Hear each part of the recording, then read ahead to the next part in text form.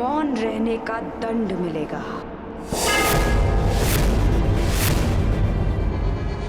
श्राप है ये अग्निसुता द्रौपदी का।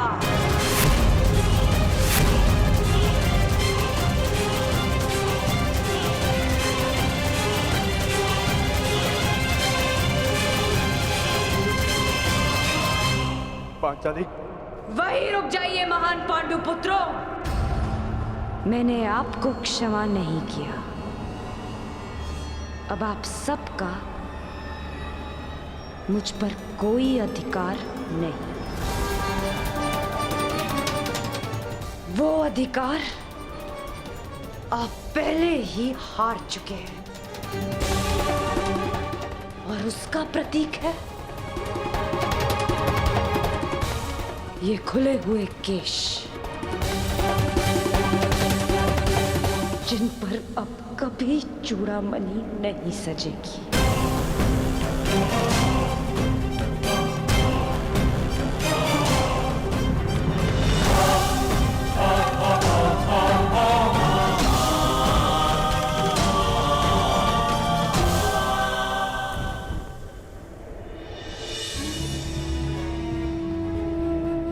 अपना जीवन दांव पर लगाकर स्त्री संतान को जन्म देती है। पुत्र के जन्म में अपना नया जीवन खोजती है। पीड़ा के उन पलों में भी उसकी आंखों में दुख के अश्रु नहीं होते। मुख पर प्रसन्नता, मन में संतोष होता है। और बदले में हम पुरुष उसे क्या देते हैं? पुरुष के किए गए हर कार्य का दंड अंततः स्त्री को भुगतना पड़ता है। क्यों? राम को दंड देने के लिए सीता का हरण होता है। सीता को ही अग्नि परीक्षा क्यों देनी होती है? युद्ध पुरुष करता है और पराजित स्त्री होती है। वीर गति पाकर पुरुष स्वर्ग भोगता है और विधवा होकर स्त्री नरक भोगती है। क्यों? क्यों पुरुष का अहंकार जगता है और स्त्री की स्वतंत्रता को सुला दिया जाता है? जुए में, मदिरा के मद में धन पुरुष खोता है और भूख स्त्री के भाग्य में आती है। क्यों? विवाह के पश्चात स्त्री सौभाग्यवती बनकर घर में आती है और उसके मस्तक पर सिंदूर के रूप में उसके पति की दासी होने का चिन्ह लगा दिया जाता है। अपनी इच्छा से 100 पत्नियां रखने वालों को पराक्रमी समझा जाता है और दुर्भाग्यवश एक से अधिक विवाह करने वाली महिला को वैश्या कहकर पुकारा जाता है। क्यों? पुरुष असफल होकर संसार का त्याग करता है और अपना घर संसार चलाने के लिए स्त्री को संघर्ष करना पड़ता है। क्यों हम पुरुषों के हर दुष्कर्म का फल स्त्री को भुगतना पड़ता है? जो जीवन देती है उसका अधिकार तो केवल आनंद, प्रसन्नता और सम्मान होना चाहिए। फिर उसका चीरहरण क्यों होता है? स्मरण रखना, जब तक स्त्री को मान, सम्मान और अधिकार मिलेंगे, ये सृष्टि फलेगी, फूलेगी, विकास होगा। और जब जब स्त्री का मान भंग होगा, जब जब उसका अभिमान पुरुष के दम तले कुचला जाएगा, तब विनाश होगा। हर बार एक नए रूप में एक महासंग्राम होगा, एक महाभारत होगा।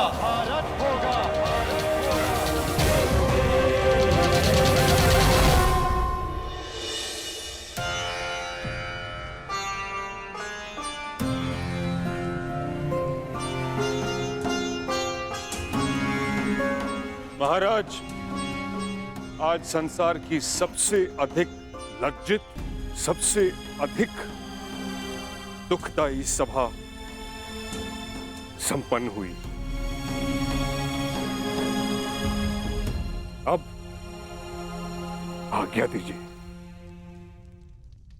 नहीं है आज्ञा।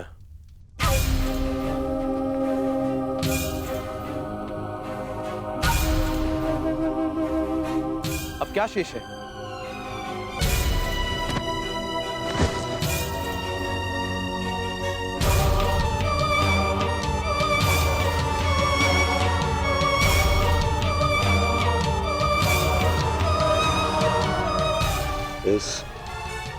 इस सभा को अभी अपने महाराज का पिंडदान देखना शेष है।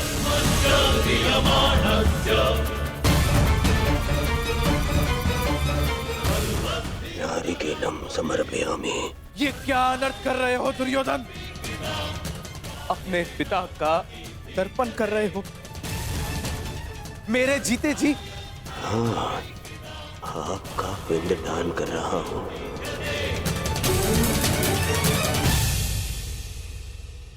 मैं आज से अनाथ हुआ पिताश्री। ये क्या मूर्खता है दुर्योधन? ये मूर्खता नहीं है, ये मेरे और मेरे पिता के मध्य का संबंध है जिसे आज मैं तोड़ रहा हूं।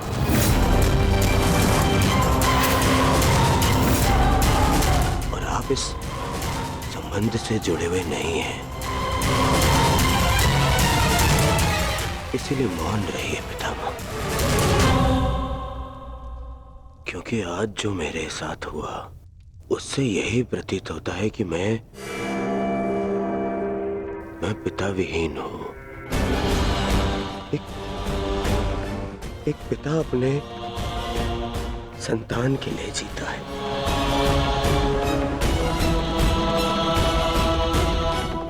परंतु आज मेरे ही पिता ने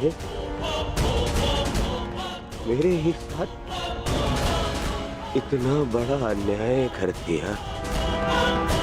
क्या अनर्थ प्रलाप कर रहे हो दुर्योधन? मैं प्रलाप कर रहा हूं। एक सम्राज्ञी को द्यूत में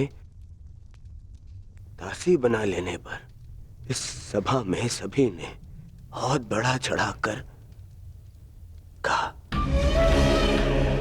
सब मेरे विरुद्ध हो गए, परंतु मुझसे बिना किसी कारण के एक श्राप के भय से मुझसे इंद्रप्रस्थ छीन लिया गया, मेरा साम्राज्य छीन लिया गया। और इस अन्याय के कारक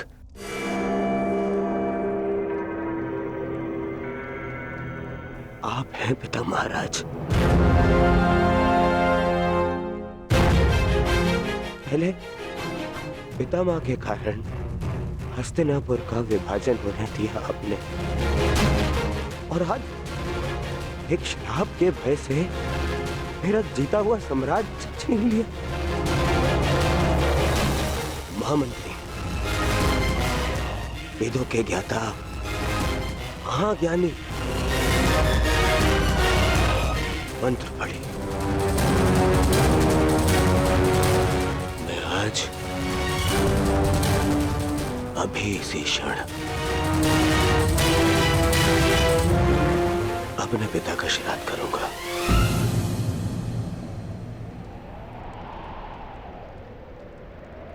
ऐसा मत कहो पुत्र, ऐसा मत कहो। मैं विवश हूं।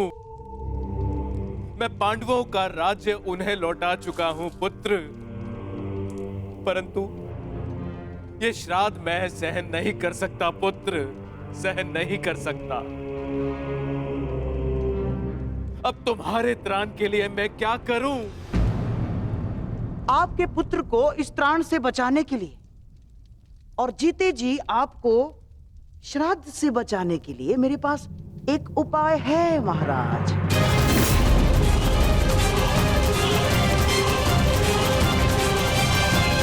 श्रीमान, महाराज ने आपको स्मरण किया है और लौटने के लिए निवेदन भी किया है। कह दो उनसे हम नहीं आएंगे। अब ना हमें उनका निमंत्रण स्वीकार है और ना ही निवेदन। ये निवेदन नहीं है अनुज। यदि ये निवेदन होता तो द्वार इस प्रकार बंद नहीं होता। ये आदेश है। तुम्हें आदेश और ये द्वार दोनों तोड़ दूंगा। हम लौटेंगे तो बस युद्ध के लिए। नहीं अनुज भीम, नहीं। ताश्री हमारे बड़े हैं। यदि उन्होंने आज्ञा दी है तो हमें जाना होगा। ये आज्ञा नहीं है भ्राताश्री, जाल है और हमें इसमें नहीं फंसना है। पांचाली यहां से जा चुकी है, व्यथित है। हमें उसे संभालना है। हमें इंद्रप्रस्थ जाना होगा भ्राताश्री। ये जाल है तो भी हमें धर्म के कारण जाना होगा।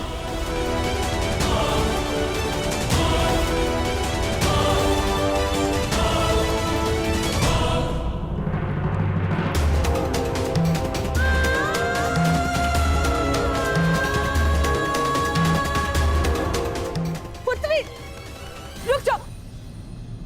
इस अनर्थ का दंड अवश्य दिया जाएगा कौरवों को। यदि मन में क्लेश हो तो मुझसे बात करो, तुम्हारा मन हल्का हो जाएगा।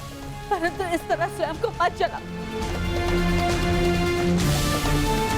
पांचन, पुत्री वहीं रुक जाइए माताश्री। ये द्वार मेरे और आपके मध्य की सीमा है, इसे पार मत कीजिएगा। पांचाली को एकांत चाहिए।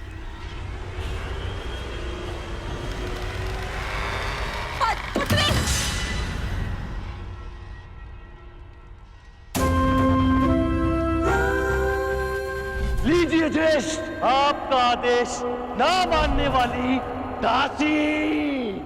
आओ दासी द्रौपदी, आकर मेरी टंगा में बैठो।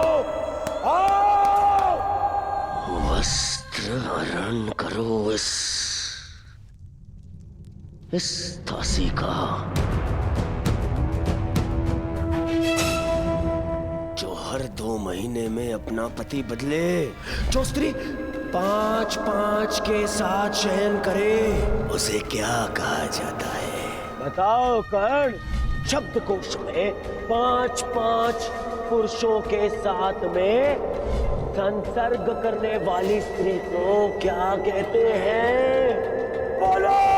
वेश्या कहते हैं, वेश्या कहते हैं, वेश्या कहते हैं, वेश्या कहते हैं, वेश्या कहते हैं।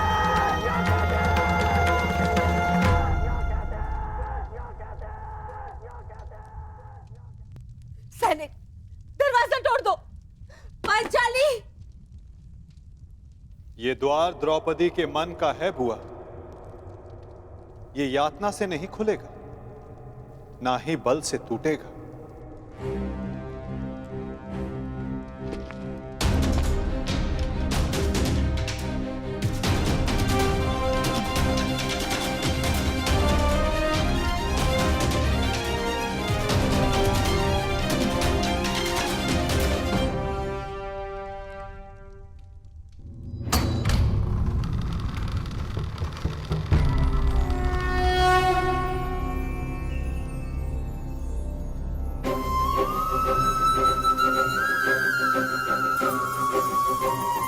सखी,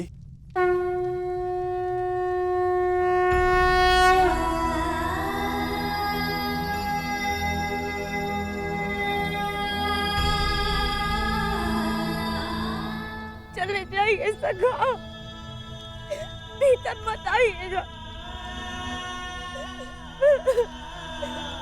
मैं मलिन हूँ। मलिन तो वो सोच है सखी जो तुम्हें मलिन समझे सखी। और मनुष्य तो भीतर से पवित्र होता है। तुम तो उस गंगा की भांति हो जो सबके पाप हरने के पश्चात भी मलिन नहीं होती। तुम पावनी पवित्र हो।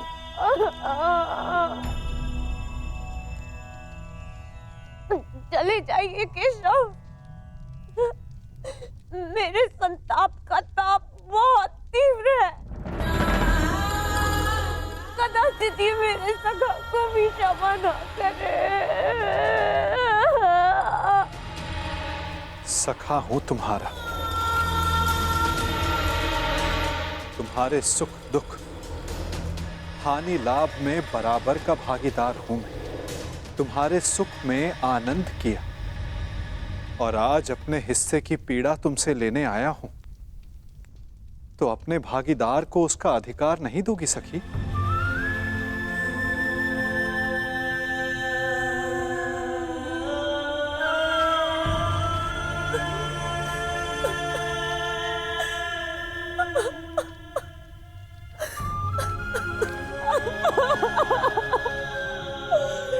क्यों सखा? मेरे सारे सानंद क्यों?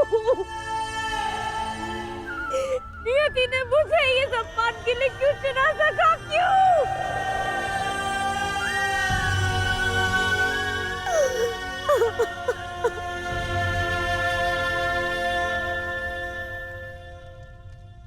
क्यों? ये क्यों बड़ा भयानक होता है सखी? क्योंकि हम इस क्यों के उत्तर को खोजते रह जाते हैं और अपना लक्ष्य खो बैठते हैं।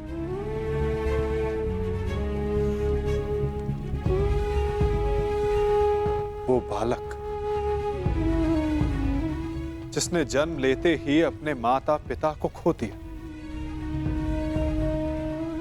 जिसने जन्म की प्रथम रात्रि को मां का आलिंगन नहीं मिला, ज्वार खाती यमुना का आलिंगन मिला, यदि वो बालक नियति से इस क्यों का उत्तर मांगता तो क्या मथुरा और गोकुल के नियति को बदल पाता? यदि सीता नियति से पूछती कि रावण ने उनका ही अपहरण क्यों किया, तो क्या ये संसार रावण से मुक्त हो पाता?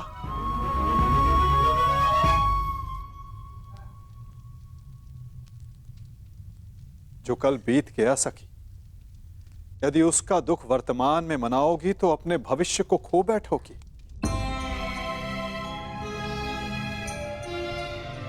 जब अपराध तुमने नहीं किया तो तुम क्यों भीतर से जल रही हो सखी?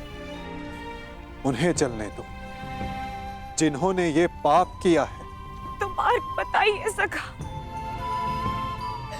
मन में धधकती इस अग्नि को शांत करने का मार्ग दिखाइए केशव।